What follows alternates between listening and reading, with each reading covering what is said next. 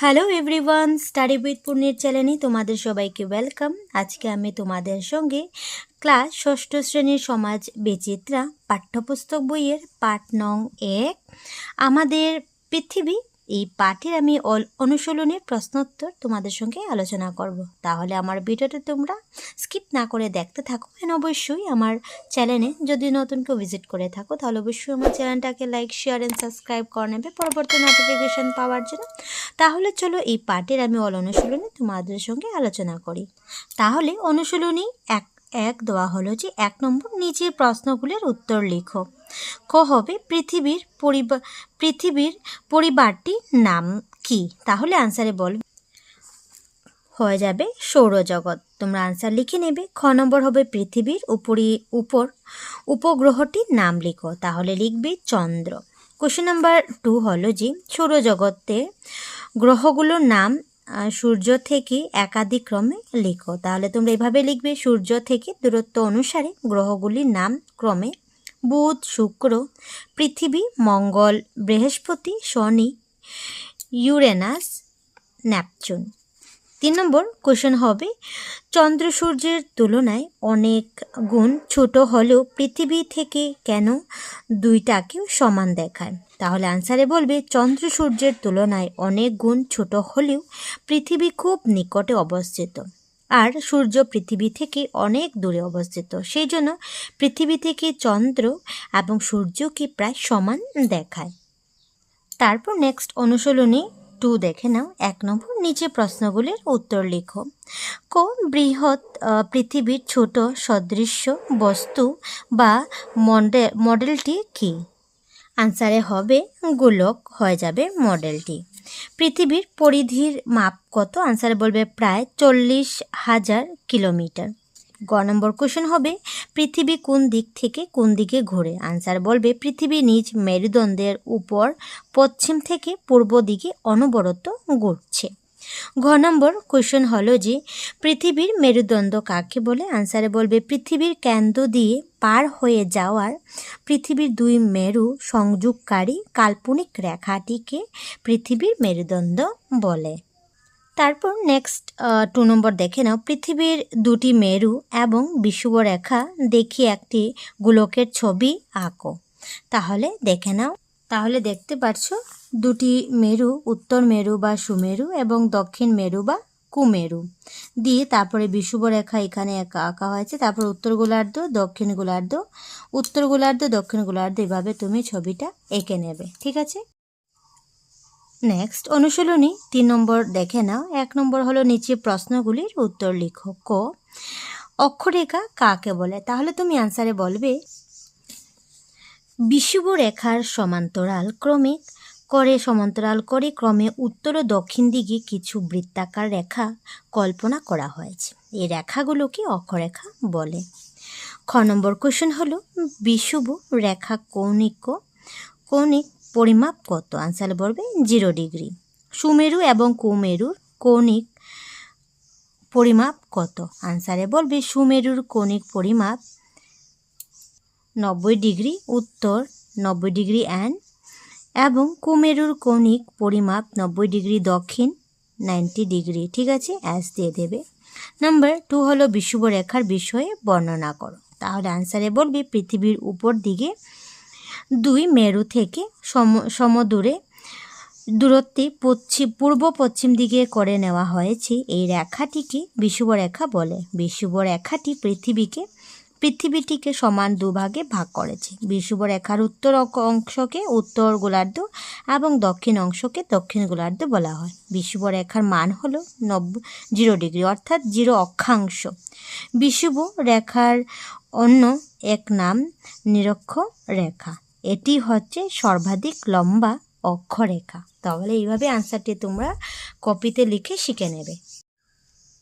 Next 3 নম্বর হলো একটি গোলাকারে চিত্র অঙ্কন করে প্রধান অক্ষরেখাগুলো নির্দেশ করো। তাহলে তুমি একটি গোলাকার চিত্র অঙ্কন এভাবে করে নেবে এবং তার প্রধান অক্ষরেখাগুলো নির্দেশ করে দেওয়া হয়েছে, সেটা তোমরা একবার একটা স্ক্রিনশট নিয়ে নাও। সেম এভাবে তোমরা লিখে নেবে। ঠিক আছে। অনুশীলনী 4 নম্বর দেখে নাও। 1 নম্বর নিচের প্রশ্নগুলির উত্তর লিখো। ক, দ্রাঘিমা রেখা বলতে কি বুঝো? তাহলে আনসারে বলবে উত্তর মেরু এবং দক্ষিণ মেরু সংযোগী কিছু অর্ধ বৃত্তাকার রেখা কল্পনা করা হয়েছে। উত্তর মেরু থেকে দক্ষিণ মেরু পর্যন্ত অঙ্কন করা এই কাল্পনিক অর্ধবৃত্তাকার রেখাগুলোকে দ্রাঘিমা রেখা বলে। খ নম্বর দ্রাঘিমাংশ কি? আনসারে বলবে দ্রাঘিমা রেখার কৌণিক মান বা পরিমাণ ডিগ্রি 0 হিসাবে প্রকাশ করা হয়। এই কৌণিক মান বা পরিমাণকে দ্রাঘিমাংশ বলা হয়। গ নম্বর কোয়েশ্চেন হলো যে পৃথিবীর পূর্ব ও পশ্চিমে এই দুই প্রান্তে মোট কতগুলো দ্রাঘিমা রেখা কল্পনা করা হয়েছে? তাহলে সঠিক আনসার হয়ে যাবে 360টি দ্রাঘিমা রেখা। নেক্সট ঘ নম্বর হবে মুখ্য দ্রাঘিমা রেখা কি? তাহলে আনসার হবে 0 ডিগ্রি দ্রাঘিমা রেখা পূর্ব দিকে 180টি ও পশ্চিম দিকে 180টি, অর্থাৎ মোট 360টি দ্রাঘিমা রেখা কল্পনা করা হয়েছে। এই রেখার 0 ডিগ্রি এবং 180 ডিগ্রি পূর্ব বা 180 ডিগ্রি পশ্চিম দ্রাঘিমা রেখাটি মিলিত হয়ে একটি পূর্ণ বৃত্তের সৃষ্টি করে 0 ডিগ্রি। এই পূর্ণ বৃত্তাকার দ্রাঘিমা রেখাটিকে মুখ্য দ্রাঘিমা রেখা বলা হয়। কোশ্চেন নাম্বার 2 হলো দ্রাঘিমা রেখার বিষয়ে বর্ণনা করো। তাহলে এইভাবে আনসারটি তোমরা লিখে নেবে। মেরু এবং দক্ষিণ মেরু সংযোগী অর্ধবৃত্তাকার কাল্পনিক রেখাগুলোকে দ্রাঘিমা রেখা বলা হয়। এই রেখাগুলো বিষুব রেখাকে বা অক্ষরেখাগুলোকে 90 ডিগ্রি কোণে ছেদ করে। দ্রাঘিমা রেখার কৌণিক মানকে 0 ডিগ্রি হিসেবে প্রকাশ করা হয়। এই কৌণিক মানকে দ্রাঘিমাংশ বলা হয়। দ্রাঘিমা রেখাগুলোর মাঝের দূরত্ব বিষুবর কাছাকাছি সর্বাধিক এবং এই দূরত্ব বিষুব রেখা থেকে ক্রমান্বয়ে কমতে কমতে মেরুদণ্ডটিতে মিলিত হয়ে যায়। 0 ডিগ্রি দ্রাঘিমা রেখার পূর্ব দিকে ও পশ্চিম দিকে মোট 360টি দ্রাঘিমা রেখা কল্পনা করা হয়েছে। 0 ডিগ্রি দ্রাঘিমা রেখাটিকে মুখ্য দ্রাঘিমা রেখা বলা হয়। মুখ্য দ্রাঘিমা রেখাটি পৃথিবীর পূর্ব পশ্চিমে দুটি সমান অংশে বিভক্ত করে। পূর্ব দিকের ভাগটি পূর্ব গোলার্ধ এবং পশ্চিম দিকের ভাগটি পশ্চিম গোলার্ধ। প্রতিটি দ্রাঘিমা রেখায় সমান দৈর্ঘ্যের এবং প্রত্যেকটি একটি অর্ধবৃত্তাকার। দ্রাঘিমা রেখার সাহায্যে কোনো স্থানে পৃথিবীর পূর্ব বা পশ্চিম কোনো দিকে আছে তা জানা যায়। তাহলে এভাবে তোমরা আনসারটি লিখে নেবে। নেক্সট 3 নম্বর দেখে নাও। অক্ষরেখা ও দ্রাঘিমা রেখার পার্থক্য লিখো। তাহলে দেখতে পাচ্ছ, স্ক্রিনশটও নিয়ে রাখতে পারো। একবার আমি পড়ে শোনাচ্ছি তোমাদেরকে যে বিষুব রেখার সমান্তরাল করে ক্রমে উত্তর ও দক্ষিণ দিকে কিছু বৃত্তাকার কাল্পনিক রেখা হলো অক্ষরেখা। আর উত্তর মেরু এবং দক্ষিণ মেরু সংযোগী অর্ধবৃত্তাকার রেখাগুলি হলো দ্রাঘিমা রেখা। অক্ষরেখাগুলো হলো পরস্পর সমান্তরাল ও পূর্ণবৃত্ত। দ্রাঘিমা রেখাগুলো পরস্পর সমান্তরাল নয়, এগুলো অর্ধবৃত্ত। উত্তর এবং দক্ষিণ মেরু সংযোগী কাল্পনিক অর্ধবৃত্তাকার উলম্ব রেখাগুলো দ্রাঘিমা রেখা। এক কথায় অক্ষাংশ রেখা সমান্তরাল বৃত্তাকার আর দ্রাঘিমাংশ রেখা উলম্ব অর্ধবৃত্তাকার। অক্ষরেখার সাহায্যে পৃথিবীর কোনো একটি স্থান বিষুব রেখার থেকে কতটা উত্তরে বা কতটা দক্ষিণে অবস্থিত সেই বিষয়ে জানা যায়। আর দ্রাঘিমা রেখার সাহায্যে সেই স্থানটি পৃথিবীর পূর্ব বা পশ্চিম কোন দিকে আছে সেটা জানা যায়। তাহলে এভাবে তোমরা অক্ষরেখা এবং দ্রাঘিমা রেখার পার্থক্য লিখতে পারো। নেক্সট অনুশীলনী 5 দেখে নাও। 1 নম্বর নিচে প্রশ্নগুলির উত্তর লিখো। ক নম্বর হলো NASA নাসা এর সম্পূর্ণ রূপটি লিখো। তাহলে নাসার ফুল ফর্ম তোমরা তাহলে নাসার ফুল ফর্ম হয়ে যাবে national Aeronautics and space administrations. খ নম্বর কোশ্চেন হলো সূর্য কার চারিদিকে পরিভ্রমণ করে? আনসারে বলবে সূর্য আকাশ গঙ্গা হাতিপটি তারকা রাজ্য কেন্দ্রের চারিদিকে পরিভ্রমণ করে। তারপর পৃথিবীকে নিজের মেরুদণ্ডে একবার ঘুরতে কত সময় লাগে? তাহলে বলবে 23 ঘন্টা 56 মিনিট 4 সেকেন্ড সময় লাগে, প্রায় 24 ঘন্টা।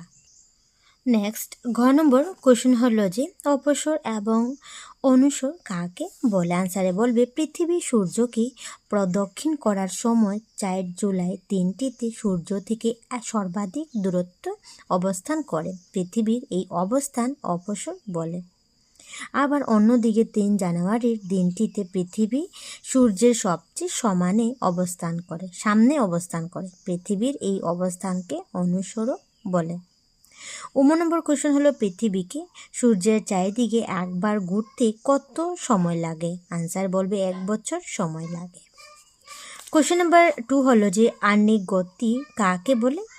এর দুটি ফলাফল লিখো। তাহলে আনসারে বলবে পৃথিবী নিজ কক্ষপথের সঙ্গে 66.30 ডিগ্রি কোণ করে হেলানোভাবে নিজ মেরুদণ্ডকে কেন্দ্র করে পশ্চিম থেকে পূর্ব দিকে অবিরত ঘুরতে চলছে। এটাই হচ্ছে পৃথিবীর আহ্নিক গতি বা আবর্তন গতি। এভাবে পৃথিবী একবার ঘুরতে 23 ঘন্টা 56 মিনিট 4 সেকেন্ড সময় লাগে, অর্থাৎ দিন রাত মিলে প্রায় 24 ঘন্টায় এক পাক ঘুরে, বলেই এই গতিকে আহ্নিক গতি বলে। ফলাফল দুটি লিখবে যে 1 নম্বর আহ্নিক গতির ফলে দিন ও রাত হয়। আহ্নিক গতির ফলে ভূপৃষ্ঠের ভিন্ন ভিন্ন স্থানে শক্তিশালী বাতাসের সৃষ্টি হয়। নেক্সট 3 নম্বর কোশ্চেন হলো যে বার্ষিক গতি কাকে বলে? এর দুটি ফলাফল লিখো। তাহলে তুমি আনসারে বলবে পৃথিবী নিজে ঘুরে ঘুরে সূর্যের চারিদিকে একবার ঘুরতে 1 বছর সময় লাগে। একেই পৃথিবীর বার্ষিক গতি বা পরিবহন গতি বলে। ফলাফল দুটি লিখে নেবে যে বার্ষিক গতির ফলে মাস, ঋতু ও বছরের পরিবর্তন হয়। বার্ষিক গতির জন্য সাগরের তরঙ্গ, বাতাসের গতি, তাপ ও বায়ু চাপের পরিবর্তন হয়। ঠিক আছে, এভাবে তোমরা লিখে নেবে। নেক্সট 4 নম্বর কোয়েশ্চেন হলো একই সময় পৃথিবীর দুটি ভিন্ন অঞ্চলে কেন দিন রাত হয় না? তাহলে সঠিক আনসার হবে পৃথিবী নিজ মেরুদণ্ডের ওপর পশ্চিম থেকে পূর্বে অবিরতভাবে ঘুরেছে বলে যে স্থান সূর্যের সামনে থাকে সেখানে দিন এবং বিপরীত স্থানে রাত হয়। উদাহরণস্বরূপ ভারতে যখন দিন হয় ঠিক সেই সময় আমেরিকায় রাত হয়, কারণ ভারত যে সময় সূর্যের দিকে থাকে আমেরিকা সেই সময় সূর্যের বিপরীত দিকে থাকে।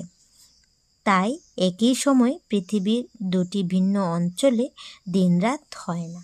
তো এইভাবে আনসারটি তোমরা লিখে নেবে। নেক্সট দেখে নাও, এখানে ধারণা চিত্র কনসেপ্ট নেমে দেওয়া আছে বইয়ের পাঠের লাস্টে আর কি। তাহলে দেখতে পাচ্ছ সৌরজগতের টেবিল দিয়েছে, তাহলে খুব ভালোটিকে তোমরা লক্ষ্য করবে এবং পড়ে রাখবে। ঠিক আছে, এখান থেকে শর্ট কোয়েশ্চেনও আসতে পারে। নেক্সট দেখে না, এখানে শব্দ অর্থ দেওয়া আছে যে আকাশগঙ্গা কি? তাহলে দেখে নাও, আমি একবার পড়ে দিচ্ছি তোমাদেরকে। আকাশগঙ্গা হলো একটি তারকা রাজ্য যেখানে বিশ্ব ব্রহ্মাণ্ডের অসংখ্য তারা বা নক্ষত্র মিলিত হয়ে আছে। ধূমকেতু মানে কি? তাহলে বলবে সৌরজগতের অস্থায়ীভাবে সূর্যকে পরিবহন করা বাষ্পীয় শীতল পিণ্ডসমূহই ধূমকেতু। উল্কা মানে কি? আকাশের তীব্র বেগে গতি করা অবস্থায় হঠাৎ জ্বলে ওঠা পিণ্ডগুলি হলো উল্কা বা আকাশ থেকে পতিত জ্বলন্ত প্রস্তর বিশেষ। তারপরে গ্রহাণুপুঞ্জ কি? তাহলে বলবে মহাকাশী গ্রহণের মাঝে থাকা কিছু ছোট ছোট পদার্থের সমষ্টি। তাহলে খুবই ইম্পর্টেন্ট শব্দ অর্থগুলি তোমরাও শিখে নেবে। নেক্সট দেখে নাও, ভেবে বের করো, প্রয়োজনে গুরুজন বা শিক্ষকের সাহায্য নেবে। তো তাহলে প্রথম কোশ্চেন দেখে নাও, আমরা দিনের বেলা আকাশের তারা কেন দেখতে পাই না? তাহলে আনসার বলবে যে সূর্যের উজ্জ্বল আলোর জন্য দিনের বেলা আকাশে আমরা তারা দেখতে পাই না। সূর্য আমাদের নিকটবর্তী তারা, তাই তার আলো অন্যান্য তারার আলোর চেয়ে বেশি উজ্জ্বল। সূর্যের আলোর তীব্রতার জন্য আমাদের চোখের সামনে তারার হালকা আলো নিষ্প্রভ হয়ে পড়ে, সেই জন্য আমরা দিনের বেলায় আকাশে তারা দেখতে পাই না। নেক্সট কোয়েশ্চেন নাম্বার খ হলো যে রাতের আকাশে চন্দ্র কেন সবসময় দেখা যায় না? তাহলে আনসারে বলবে রাতের আকাশে চন্দ্র সবসময় দেখা যায় না, কারণ চন্দ্রের পর্যায়ের কারণে চন্দ্রের অবস্থান ও আলোকিত অংশের পরিবর্তন হয়। চন্দ্রের নিজস্ব আলো নেই, সূর্যের আলো চন্দ্রের গায়ে প্রতিফলিত হয়ে আমাদের চোখে আসে, তখন আমরা চন্দ্রকে দেখি। একমাত্র পূর্ণিমা তিথিতেই আমরা পূর্ণচন্দ্র দেখতে পাই। তাহলে এভাবে আনসারটি তোমরা লিখে নেবে। নেক্সট কিছু এই পাঠ্যের অতিরিক্ত কোয়েশ্চেন আনসার আমি কিছুটা তোমাদেরকে বলে দিচ্ছি, সেটা তোমরা কপিতে লিখে শিখতে পারো।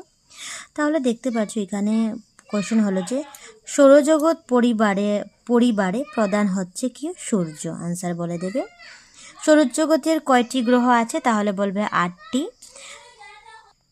নেক্সট পৃথিবীর উপগ্রহর সংখ্যা হয়ে যাবে তোমার 1টি। বৃহস্পতির উপগ্রহর সংখ্যা হয়ে যাবে তোমার 67টি। নেক্সট তোমার 2-3 মার্কের যেটা কোশ্চেন থাকে সেটা আনসার আমি তোমাদেরকে বলে দিচ্ছি। প্রথম হলো কক্ষপথ কাকে বলে? তাহলে আনসার বলবে গ্রহগুলো সূর্যকে এবং উপগ্রহগুলো নিজ নিজ গ্রহকে প্রদক্ষিণ করার পথকে কক্ষপথ বলে।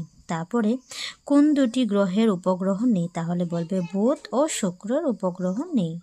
নেক্সট হলো মুখ দাগিমা রেখা কি? তাহলে বলবে 0 দ্রাঘিমাংশের পূর্ব বৃত্তাকার রেখাটিকে দ্রাঘিমা রেখা বলা হয়। অক্ষরেখা এবং দ্রাঘিমা রেখার মধ্যে পার্থক্য দেখাও।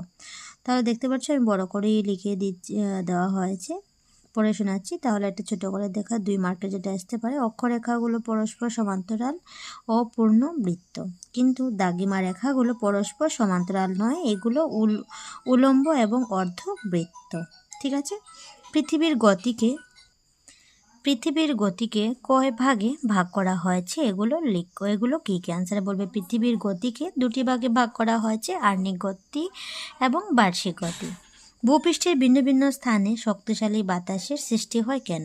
আনসারে বলবে পৃথিবী নিজ মেরুদণ্ডের উপর নির্ভর করে করা আবর্তন গতির ফলে ভূপৃষ্ঠের ভিন্ন ভিন্ন স্থানে শক্তিশালী বাতাসের সৃষ্টি হয়। তারপর নেক্সট হলো নাসার মতে পৃথিবীর একটি বার্ষিক গতি সম্পূর্ণ করতে কত সময় লাগে? তাহলে বলবে 365 দিন 5 ঘন্টা 65 মিনিট 16 সেকেন্ড সময় লাগে। তারপর লাস্ট একটি কোয়েশ্চেন দেখে নাও, জোয়ার ভাটার সম্বন্ধে যা জানো লিখো। তাহলে আনসারে বলবে আহ্নিক গতির ফলে সাগরে জোয়ার ও ভাটার সৃষ্টি হয়। সমুদ্রের জল দৈনিক 2 বার করে নিয়মিত ব্যবধানের অন্তরালে তরঙ্গের সঙ্গে উপরে ওঠে এবং নিচের দিকে নেমে আসে। এইভাবে সমুদ্রের জলরাশি তরঙ্গের সঙ্গে ওপরে ওঠাকে জোয়ার এবং নিচের দিকে নেমে আসাকে ভাটা বলে। প্রধানত চন্দ্র ও সূর্যের আকর্ষণের ফলে সাগরে জোয়ার ভাটার সৃষ্টি হয়। তাহলে এই পাঠটি আমি এখানেই শেষ করলাম। তাহলে আমার ভিডিওটা কেমন লাগলো অবশ্যই কমেন্টে জানাবে। তাহলে টাটা।